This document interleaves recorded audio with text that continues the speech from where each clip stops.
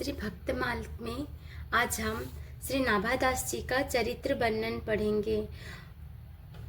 हनुमान वंश ही में जन्म प्रशंस जाको, भयो द्रुगहीन सो नबीन बात धारी ये। उमरी बरस 5 मानी के, अकाल आंच माता बन छोड़ी गई विपत्ति बिचारी ये। किल्ह और अगर ताही डगर दरस, दियो लियो यूं अनाथ जानी पूछी सो उचारी ये। बड़ी सिद्ध जल में बड़ी सिंधु जल ले कमंडलु सो सींचे। नैन चैन भयो खुले चख जोरी को निहारी ये। श्री नाभाजी का जन्म प्रशंसनीय हनुमान वंश में हुआ था। आश्चर्यजनक एक नई बात यह जानिए कि ये जन्म से ही नेत्रहीन थे। जब इनकी आयु 5 वर्ष की हुई, उसी समय अकाल के दुख से दुखित माता इन्हें वन में छोड़ गए। माता और पुत्र दोनों के लिए यह कितनी बड़ी विपत्ति थी, इसे आप लोग सोचिए। देवयोग से श्री किल्लदेव जी और श्री अग्रदेव जी दोनों महापुरुष उसी मार्ग से दर्शन देते हुए निकले।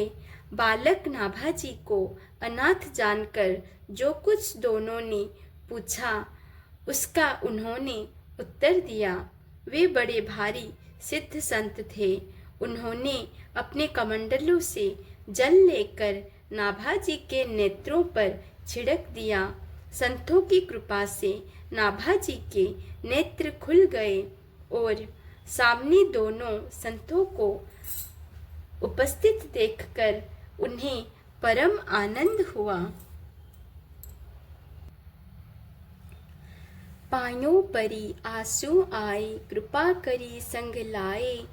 किल्ह आज्ञा पाई मंत्र अगर सुनायो है। गलते प्रगट साधु सेवा सो, विराजमान जानी अनुमानी ताही टहल लगायो है। चरण प्रछाली संत सिद्ध सो, अनंत प्रीति जानी रस रीति। ताते हृदय रंग छायो है। भई बढ़वारी ताको पावे कौन पारावार। जैसो भक्ति रूप सो अनुप गिरा गायो है। दोनों सिद्ध महापुरुषों के दर्शन कर नाभाजी उनके चरणों में पड़ गए।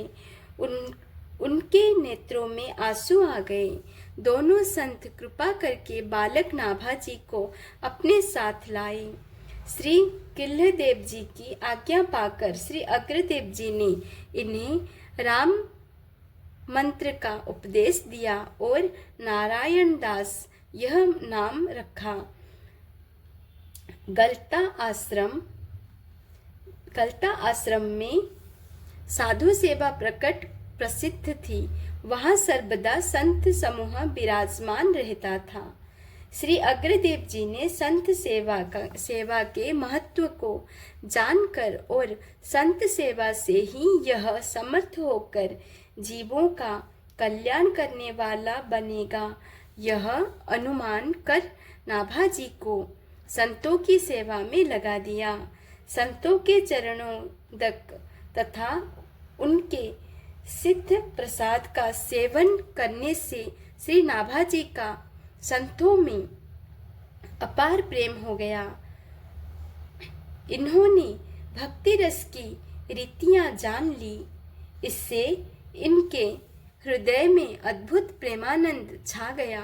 हृदय में भक्त भगवान के प्रेम की ऐसी अभिवृद्धि हुई कि जिसका और छोर भला कौन पा सकता है।